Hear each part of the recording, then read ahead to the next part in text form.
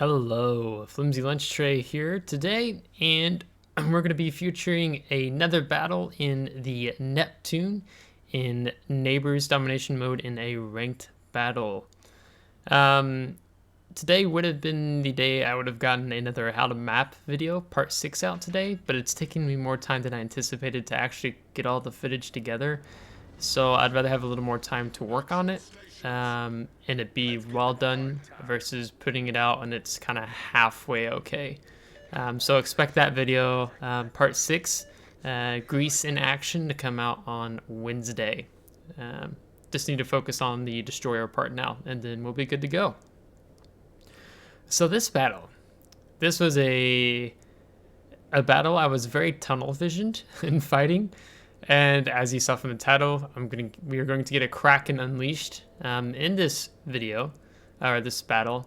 And I didn't realize I was that far in kills till the very end, because I was surprised when the achievement popped up right at the end. So we're going to talk about it because I have absolutely loved Neptune in the in ranked, especially when you have her fully upgraded. And I mostly spent my time with Neptune in ranked in order to get the Minotaur, which we have now. And I will be doing a video on her at some point, but I have other things to get to first. So, as you see, we're dealing with a tier 8 Shikaku, and so we nosed in there to avoid taking much damage.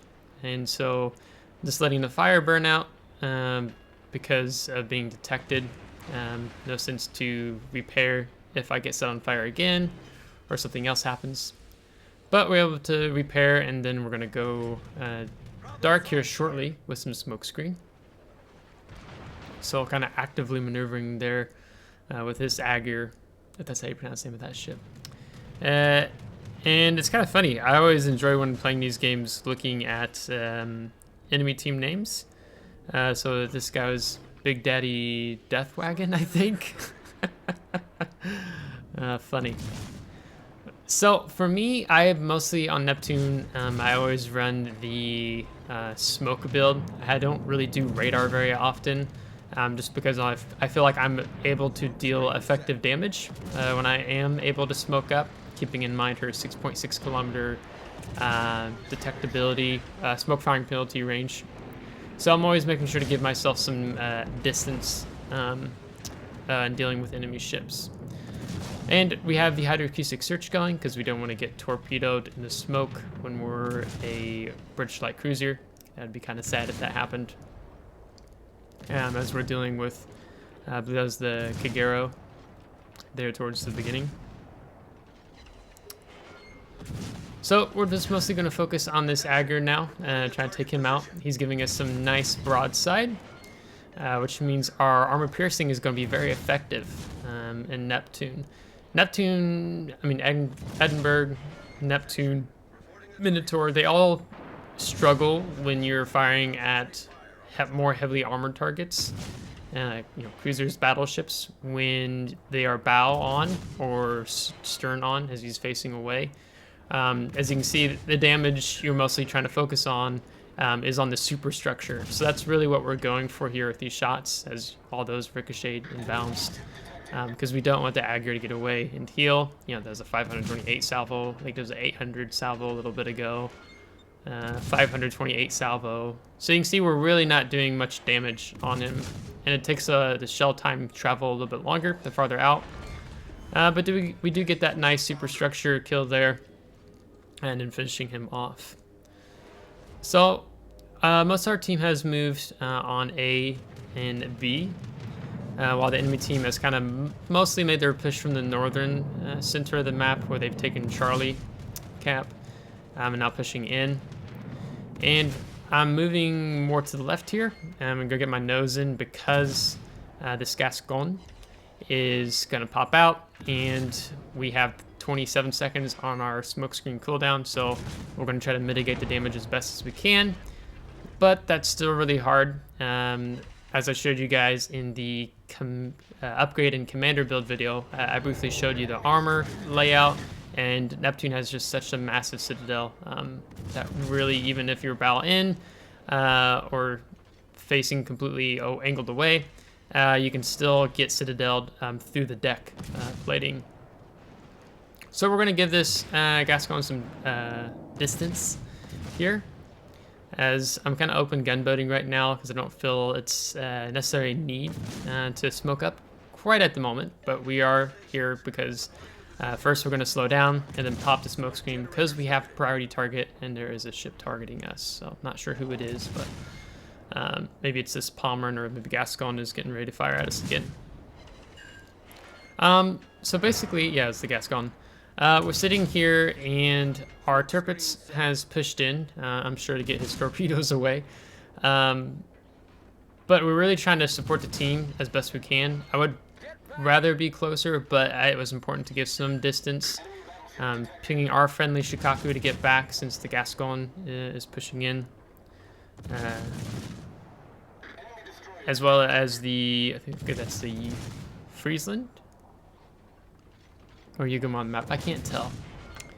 As my screen does funky things there. So the Pommern is going to get his torpedoes off on the Tirpitz. And it appears that our Tirpitz player did not get any torpedoes off, so I wonder if they got disabled. We still have 2 friendly destroyers in front of us. And we have the, I believe it's the FDG beside us to the left. So we're going to do our best supporting them and trying to finish off this Pommern. So, yeah, yep, and the Benham's going to finish taking him out. So as Friesland's gotten comfortable, I'm sitting kind of open gunboating, so I want to force him to use a smoke screen, but at least get some damage in on him if he doesn't try to go dark. And then we're dealing with the Gascon. So usually my play when I'm in the Neptune dealing with particularly battleships or even cruisers is I try to play with the smoke screen just outside the detectability range, have a little bit of buffer zone in case they push in, and you need to leave the smoke. You've given yourself some time to stay dark after leaving.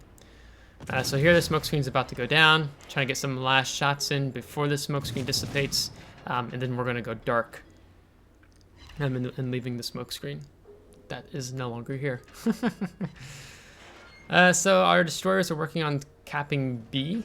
So right now we are ahead points-wise, but it's still kind of early to tell what's going on. So I am getting prepared, lining up another salvo. I'm just trying to figure out what exactly he's doing. We do get detected by air, so I decided to go ahead and open up. The Gascon isn't necessarily looking in a direction at the moment, but I'm sure he's about to bring his guns around on us, and in fact he does. So we're going to accelerate, and we're going to turn out, and we're going to avoid all those shells. Then we're going to slow back down and smoke up. And the great thing is when you smoke up moving away from a target, because the Neptune takes so long to slow down, it helps versus just broadsiding and then slowing down the smoke screen. You're often to drift outside your smoke, and that means you can get punished easily for that. So that's what I like when you can smoke and turn away. Turning away, smoke up, and then kind of bring all your guns to bear, but still angled. Because a lot of enemy cruisers and battleships, if they don't have another target to shoot at, they'll often easily decide to go for a broadside.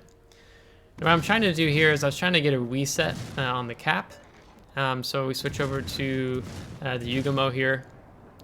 But our shell time takes so long that they're going to get it before our shells get there. Just a second or two late. So we've left the smoke screen. There's no sense of staying back there. It's just 2 destroyers and the enemy CV. And the enemy CV is preoccupied with the Benham and the FDG that are sort of a bit closer. When I say FDG, I'm referencing the Frederick de Grobe, if I'm saying that correctly. Ship names, you never know. You can know if you spend a lot of time investing in knowing all the ships, but you know, Wargaming keeps introducing more and more ships. Not saying that's a bad thing, it's a good thing, but it makes it harder to pronounce ships, especially of other countries outside of my dialect. So we're going to move in, and our hydroacoustic search has 20 seconds on cooldown. So we're going to pop it as soon as we move in. We're not detected at the moment. One of the destroyers seems to be smoked up in the cap. And let's see, there's the Yugamo reconnecting with the Friesland. And we lose our FDG. And so we're going to go ahead and pop the hydroacoustic search because we're about to start opening up. I do go ahead and preemptively torpedo the smoke screen. Yeah, and then we're going to switch back to this Friesland because this Friesland player is almost dead, but he's going to go dark on us. And we're not going to quite get the kill. So we're going to switch back to this Yugamo. And his engine's busted. Our Venom's doing the best he can and getting some shots as he's smoked up, which works well. But the Yugamo has stopped firing because the Venom's smoked up and is gone dark. So we're going to nose in and we're going to push because our detectability range with our hydroacoustic search is 5 kilometers, if I do remember correctly. And we've picked up the Friesland, who's avoided our torpedoes. And being hard, but the Yugamo looks like he's gonna drift into our torpedoes. Ooh. Wasn't expecting that. So I wasn't actually seeing, didn't realize that those torpedoes when I was playing were actually really close on the enemy Yugamo.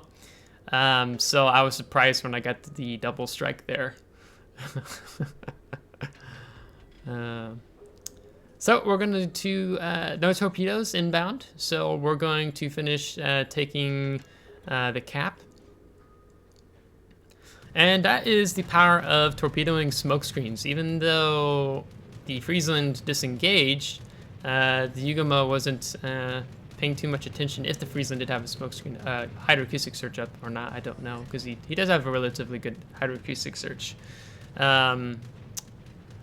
But that's, you know, even if you don't think you have a target to dump torpedoes on, just go ahead and do it anyhow. There might be a destroyer or ship that drifts into it, because unexpected torpedoes are often the best torpedoes.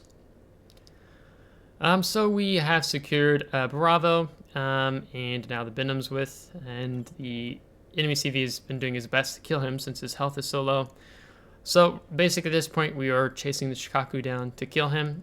I do enjoy a good CV kill. You know, for all those times that I get overdone, killed by other CV players.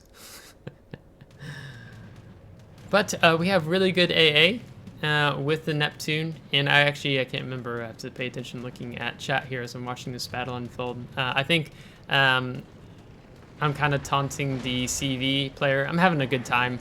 I'm kind of taunting him to keep coming at me because I want the AA expert achievement. Yeah, it looks like I'm taunting him. But Neptune, especially tier 9 versus tier ACV, really good AA. And I don't recall if I did have the AA flag also mounted, but regardless, Neptune has really good AA. So we're going to go ahead and move in and contest Charlie Point, the C cap. And even when I got those 2 kills on the Friesland and Yugamo, I didn't realize I was at 4 kills at this point because I was just having a good time enjoying the game. So that's nice and enjoyable. And we pick up the Shikaku, which looks like he's sitting still right now. So we're going to start opening up on him, not giving too much side. Dealing with the Shikaku. Looks like he's going to get his 1 salvo off. Not too much damage. And we get the AA expert. And now we're just going to keep opening up. And of course I need to thank the Shikaku for the AA expert. And we also managed to get high caliber. And he's gotten dark, but we pretty much know he's in that area. We're going to polish him off and get the kill. So good stuff. So a really fun battle, and I love Neptune. And this is in Bronze League, as you can see, since tier 8, tier 9s. In this battle, it moved us up to rank 7 with earning some more steel. So over on 740,000 credits, over 14,800 experience, 928 free XP with A expert, Confederate, double strike, Kraken Unleashed, and high caliber with 102,000 damage with 5 kills and 1 solo cap. We're going to top the team with base XP with 2,582 and 5 ships destroyed, 39 aircraft takedown. And the enemy Friesland did a really good job as he got 1,319. And our Benham and Shikaku player following us up in 2nd and 3rd place. So really good teamwork there. You can see damage is mostly spread out there. We focus on targets that needed to be focused on and trying to support our team, keeping them safe as best as we could. And that's what I like about Neptune, is that she's a really good support ship, but with the torpedoes, you can be more aggressive with her. And we're going to end with over 615,000 credits with the premium account. So, yeah, it's a good day for earnings. So, I hope you enjoyed this battle as much as I did. It was really fun, and it's nice when you get... I've enjoyed the ranked season. Myself, personally. I mean, yeah, you have some of those days where it feels like RNG is out to get you, and you can play 5 ranked matches and lose every single one of them. But when you get matches like this, it's really nice. So myself, I've just been focusing on trying to enjoy the game more lately, and it's been quite nice. So if you do want to see the build that I have on the Neptune between upgrades and the modules and the commander build, I'll put the link to that video in the description and hope you find that helpful. As the captain, the commander build is going to be really the same for the Minotaur as well, if you're curious about that. So if you liked the video, give it a thumbs up. If you didn't, give it a thumbs down. Subscribe if you want to see more. And if you have already subscribed, thanks so much. I really appreciate growing the community and channel with you guys. So until next time, take care.